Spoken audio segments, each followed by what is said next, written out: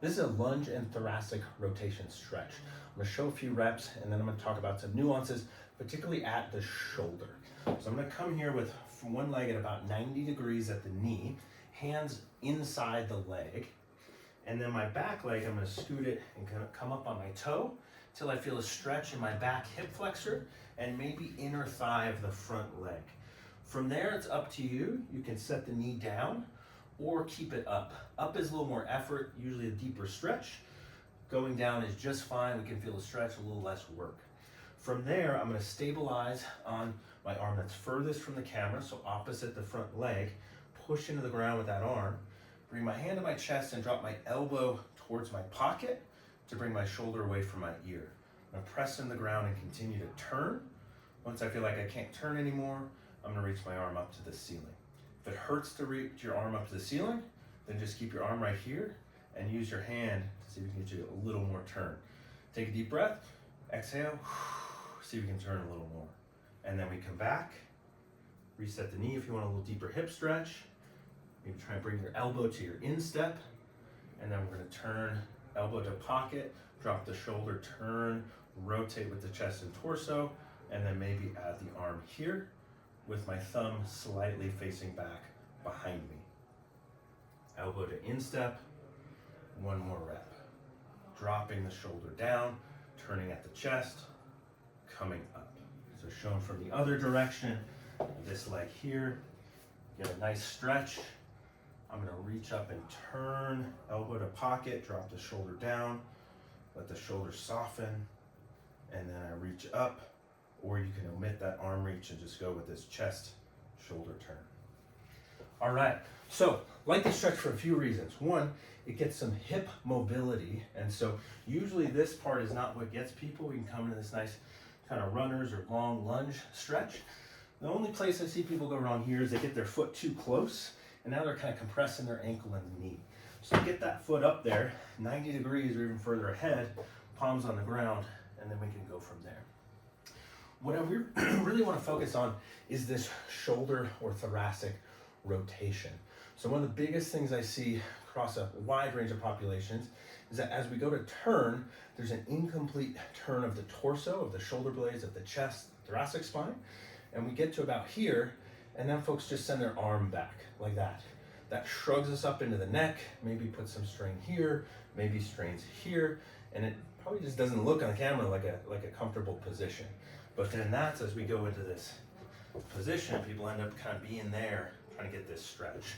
So what we're going for is the shoulders softening and sinking, and then we turn with the torso, and the arm just follows. And I mentioned I want the thumb pointing in the stretch position slightly back.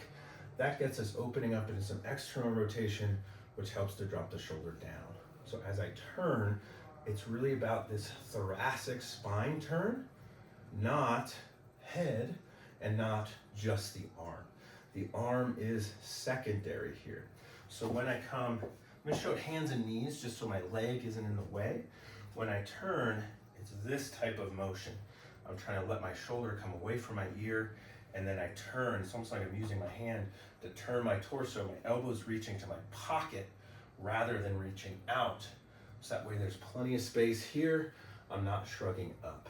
And then I take a deep breath and let everything relax. And then the arm can just follow. So if I was in the stretch position, that's what it would look like.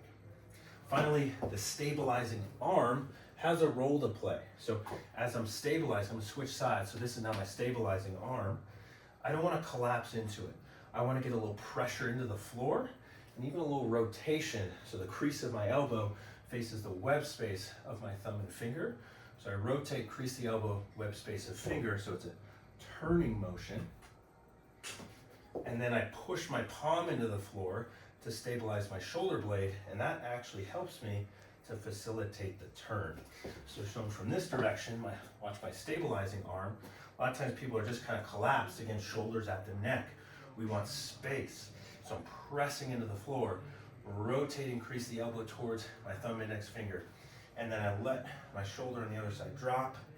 My elbow is going towards my pocket. Deep breath. And then maybe I can add that arm motion, but I don't want the arm to come behind me like that. I'm just opening here. And if I want to add knee off the ground, a little more hip stretch, totally can. One more time on the other side. I got my stabilizing arm, rotating, pressing, knee off the ground here, elbow to my pocket. Deep breath and turn. I'm not shrugging up, there's lots of space. And then I rotate from here. So I know that's a lot of nuance for a common stretch, but this position, this shoulder turn, this thoracic rotation is something that's linked to so much in the upper extremity as well as down in the low back and hips.